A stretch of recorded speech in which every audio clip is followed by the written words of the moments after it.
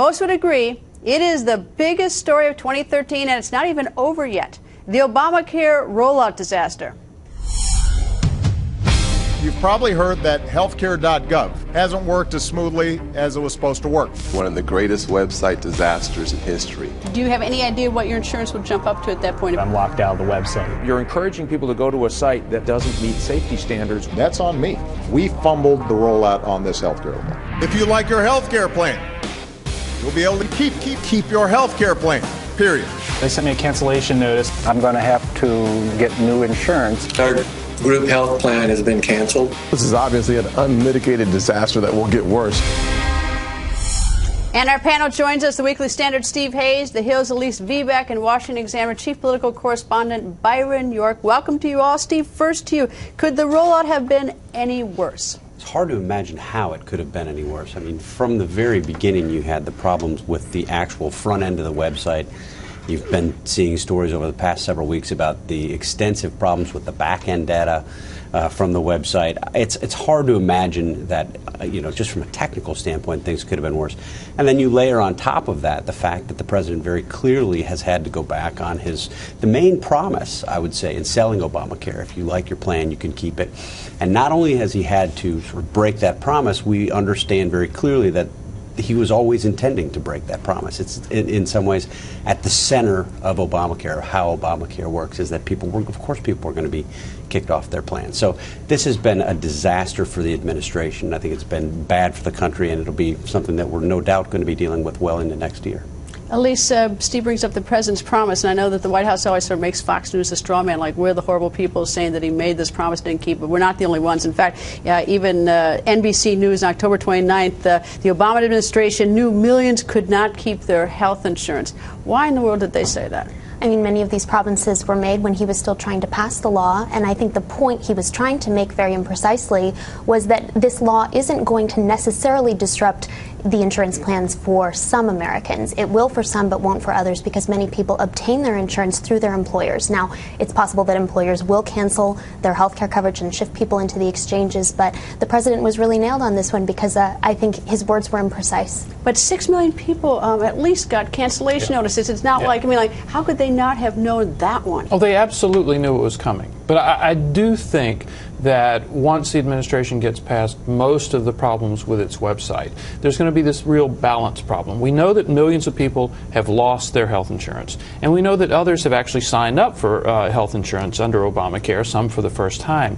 And the question as the new year arrives is going to be, have more people lost their coverage than have gained coverage through Obamacare? I mean, that defeats the entire purpose of the Affordable Care Act, a very, very hard point to defend against if you're a Democrat. Well, they put on a happy face about it. Do you think that all in all, with even the sort of the bumps in the road, that although they could see the problems with the health side, that they are satisfied we're on the right track? Or is that just some sort of happy face for us? Democrats decided to argue that the only problems with Obamacare were the website problems. They conceded that the website was a mess, but that once that gets fixed, Obamacare is fine.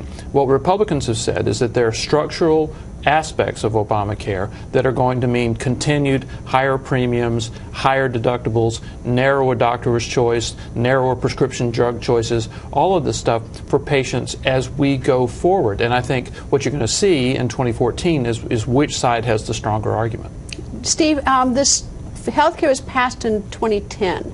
Did they get started right away on the website, or did they drag their feet? I mean, what in the world, how did they get to this mess? Well, I mean, you go and you go back and review the testimony. They claim that they were starting on the website, that they were working on these problems from the very beginning. But it obviously intensified over the past several months. Clearly they didn't do enough. Clearly they didn't have enough backstops. Clearly they didn't do the kind of testing that they had said under oath, in front of Congress, that they were doing. They didn't do the things that they said they were doing.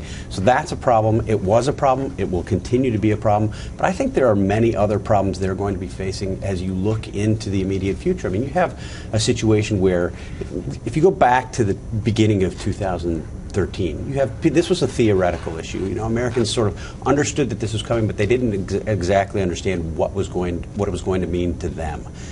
In the latter stages of 2013, Americans saw that, in fact, this will affect many people who didn't think that they were going to be affected. People who got cancellation notices, people who saw premium hikes, people who are looking at higher deductibles. What's going to happen in the new year is you're going to have a whole new set of people who either get additional cancellation notice, you're going to have people whose employer-provided coverage will be changing in potentially very significant ways. You're going to have people who show up at a doctor, and there may be doctors who don't know the patient, who don't know if the patient has coverage, people who think they have coverage but they don't have coverage.